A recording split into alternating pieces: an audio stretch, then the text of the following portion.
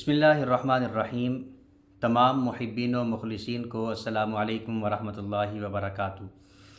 میرے دوستو، موجودہ زمانے میں ہم سب جہاں اور بہت ساری معاشرتی پریشانیوں کا شکار ہیں، وہاں ہم سب کے لیے ایک بہت بڑی پریشانی جو تقریباً ہر فرد کے ساتھ جڑی ہوئی ہے، ہر گھر میں موجود ہے، وہ آپس کی ناراضگیاں ہیں۔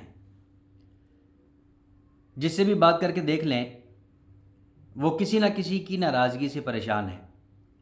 کوئی بیوی بچوں کی ناراضگی کا شکوہ کرتا ہے، کوئی ماں باپ کی ناراضگی کا شکوہ کرتا ہے، کوئی بہن بھائیوں کی ناراضگی کا شکوہ کرتا ہے، کوئی عزیز و اقارب، محلے دار، دوست احباب کی ناراضگیوں کا شکوہ کرتا ہے۔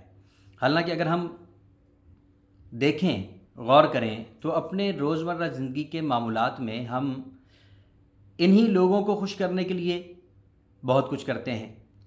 خوشی کے مواقع ہوں یا غمی کے مواقع ہوں، ہم شادی بیاہ کے مواقع کو دیکھ لیں۔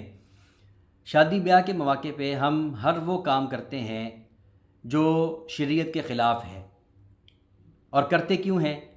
کہ ہمارے بیوی بچے، ماں باپ، بہن بھائی، عزیز و اقارب، دوست احباب خوش ہو جائیں۔ اگر ہم سے کوئی کہتا ہے کہ یہ ہندوانہ رسومات ہیں، ان کو چھوڑ دو، تو ہم کہتے ہیں کہ نہیں، بیوی ناراض ہو جائے گی، بچے ناراض ہو جائیں گے، بہن بھائی ناراض ہو جائیں گے، ماں باپ ناراض ہو جائیں گے، یہ تو مجبوراً کرنا ہی پڑے گا۔ اس طرح کے بہانے بنا کر ہم اللہ کی نافرمانی کے سارے کام کرتے ہیں۔ اسی طرح غمی کے مواقع ہیں، ان مواقعوں پر بھی ہم ایسے ہی کرتے ہیں۔ تو کیا کبھی ہم نے ایسا سوچا کہ ان لوگوں کو خوش کرنے کے لیے ہی ہم سب کچھ کر رہے ہیں، اس کے باوجود یہ لوگ ہم سے ناراض ہیں؟ کبھی کوئی ناراض ہے، کبھی کوئی ناراض ہے، کبھی کسی کے گلے شکوے ہیں، کبھی کسی کی ناراضگیاں ہیں، اور کبھی کسی کا موڈ خراب ہے۔ تو آئے روز ہم ایک دوسرے کو منانے کے لیے، معافیاں مانگنے کے لیے، اور ایک دوسرے کو راضی کرنے کے لیے کوشش کرتے ہوئے نظر آتے ہیں۔ تو اگر ہم اس بات پر غور کریں کہ لوگ ہم سے ناراض کیوں ہوتے ہیں، تو میرا خیال ہے کہ ہماری یہ پریشانی بہت آسانی سے ختم ہو سکتی ہے۔ اگر ہم حضور نبی کریم صلی اللہ علیہ وآلہ وسلم کے ارشادات میں اپنی اس پریشانی کی وجہ تلاش کریں تو بالکل واضح حضور علیہ الصلوۃ والسلام نے بتایا کہ جو شخص بندوں کو خوش کرنے کے لیے اللہ کو ناراض کرتا ہے، اللہ اس سے ناراض ہو جاتا ہے اور بندوں کو بھی اس سے ناراض کر دیتا ہے۔ یعنی جن بندوں کو خوش کرنے کے لیے اللہ کو ناراض کیا، وہ لوگ بھی ناراض ہو جائیں گے، اللہ ان کے دلوں میں بھی ناراضگی ڈال دے گا۔ اور اگر کوئی شخص اللہ کو خوش کرنے کے لیے بندوں کو ناراض کرتا ہے تو اللہ راضی ہو جائے گا اور ان بندوں کو بھی راضی کر دے گا جن کی ناراضگی کا ہمیں خوف ہے۔ تو آج کے دور میں آپ دیکھیں، شادی بیاہ کے موقع پر یا اسی طرح غمی کے مواقع پر یا دیگر مواقع پر ہم لوگوں کو خوش کرنے کے لیے اللہ کو ناراض کر لیتے ہیں۔